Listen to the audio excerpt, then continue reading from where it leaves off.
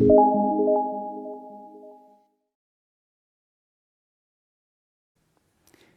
sisters and brothers, greetings from the little town of Bethlehem. In this season, every year, the Christmas story invites us, saying, "Come, let us go to Bethlehem and see this thing that has come to pass." The Arabic translation of this verse says, "Come, let us go to Bethlehem and see the facts on the ground." The Christmas story is inviting us to see the facts on the ground. Bethlehem is a real city with real people.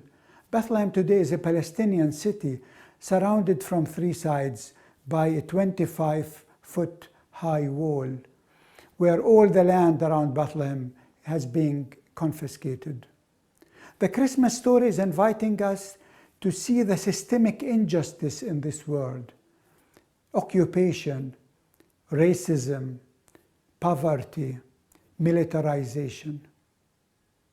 And when the shepherds went to Bethlehem, what they saw there was they found Mary, Joseph, and the child in the manger.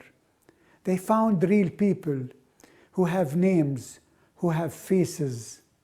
So the Christmas story invites us also, as we look at the facts on the ground, not to forget the people, because it's the people who suffer the most under the facts on the ground, under the systemic injustice. Dear sisters and brothers, the Christmas story is inviting us to connect to the people of Palestine, to reach out to the Christian community in Bethlehem, to think of the many people worldwide who suffer under systemic injustice, to the George Floyds of this world. It is there that we find God incarnate. 2,000 years ago, hope was born in Bethlehem. This hope is still shining, defying all forms of injustices, racism, occupation, poverty, and militarization.